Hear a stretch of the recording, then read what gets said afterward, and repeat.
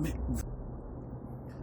ma date de naissance peut-elle être la source de mes malheurs? Est-ce que je peux comprendre et expliquer la qualité de ma vie en fonction de ma date de naissance? Voilà le principe directeur de nos sociétés.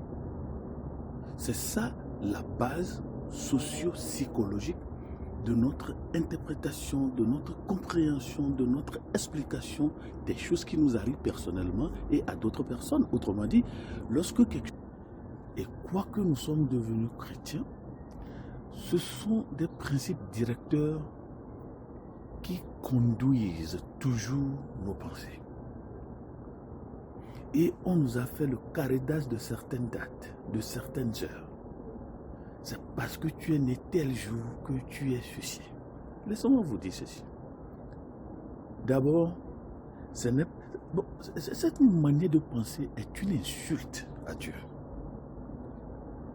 Cette manière de penser, d'agir, c'est cracher au visage de Dieu. Pourquoi? Vous n'avez pas décidé de naître. Vous n'avez pas décidé de naître. Donc, votre arrivée sur la terre, à travers vos parents, est une décision souveraine de Dieu, en vertu des pouvoirs qui me sont conférés. Je vous envoie sur la terre à travers tel et tel, et dans tel pays, à telle heure, tel jour. Dire que ma date de naissance est la source de mes malheurs, c'est ne pas connaître Dieu. C'est glorifier Satan, c'est glorifier la mauvaise interprétation de nos malheurs. C'est ça, de deux. Vous n'avez pas choisi votre date de naissance, ni vos parents.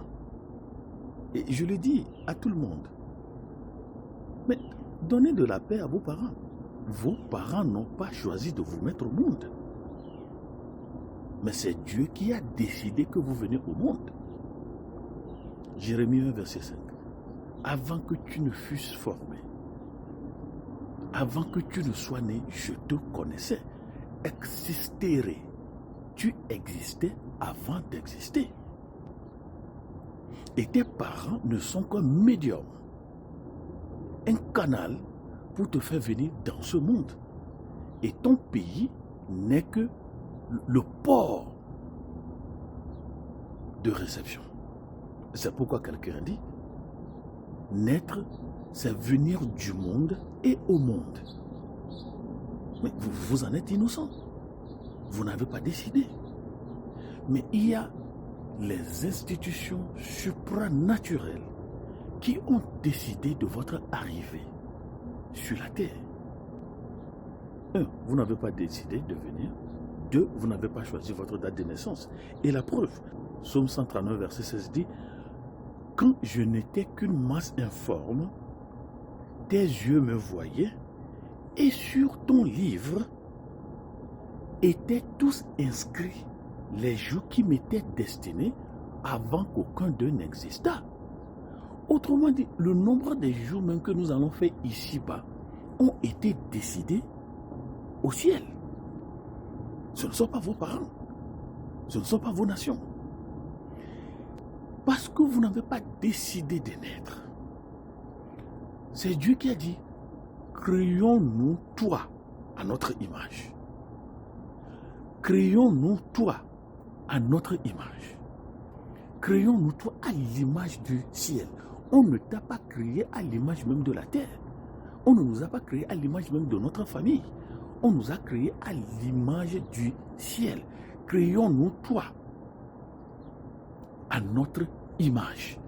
Créons-nous toi à l'image du ciel. Et non seulement créons-nous toi à notre image, on t'a donné un cahier de charges. J'étais établi prophète des nations, ça dit.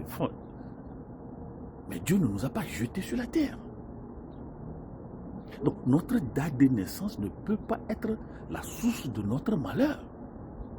Notre date de naissance ne peut pas expliquer comment nous allons du mal, Ce n'est pas ça le problème. On est en train de vous cacher quelque chose. Quel est le problème? Quel est le problème? Ézéchiel 16, je vais lire à partir du verset 4.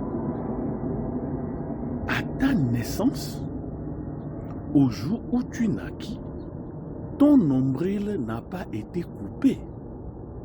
Tu n'as pas été lavé dans l'eau pour être purifié. Tu n'as pas été frotté avec du sel.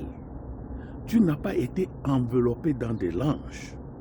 Nul n'a porté sur toi un regard de pitié pour te faire une seule de ces choses, par compassion pour toi.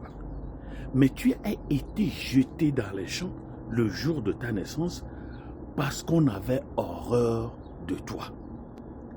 Voilà le vrai problème. Qu'est-ce qui s'est passé à ta naissance est différent de ta naissance. Ce qui est arrivé avant ta naissance est différent de ta naissance. Donc ce n'est pas la date de naissance qui est le problème. Mais qu'est-ce qui est arrivé à la naissance? La Bible l'explique. On n'a pas eu pitié de toi. Pourquoi? La terre sur laquelle tu es né a été maudite avant ta naissance. Pourquoi? À cause de Satan. Et celui qui et la société a des émissaires de ce Satan, qui même lorsque ta maman est déjà enceinte, eux ils vont à leur table ronde, on dit mais la grossesse la porte quel enfant? L'enfant là sera quoi? Et on vous l'explique, on le répète, votre esprit de famille, le fiellé, est sommé, obligé, convaincu, invité, séduit à apporter votre cahier de charge que Dieu vous a donné dans Jérémie 1, verset 5. Et maintenant, on va manipuler à mal le cahier de charge que Dieu vous a donné. Et on n'a pas coupé notre ombril. Ça voudrait dire quoi? On est toujours connecté à la source du mal. On est toujours connecté à ces choses qui ont toujours ruiné nos milieux, nos familles, nos enfants, nos tout. On est toujours connecté à ça, ça n'a pas été coupé. C'est ça le problème. On nous nourrit toujours à travers ce cordon ombilical, maléfique, sorcier. Le nombril n'a pas été coupé. Et il dit, tu n'as pas été lavé dans de l'eau pure. Quelle est l'eau qu'on verse sur nous? Moi, je suis pédard. Je suis pédard. Avant, on nous plongeait dans le lac Ahémé. On nous laissait là-bas. Mais quelle est l'eau qu'on a versée sur nous quand on était né? Il faut comprendre, ce n'est pas la date de naissance. Tu n'as pas été frotté avec du sel. Autrement dit, tu sens toujours, on sent toujours.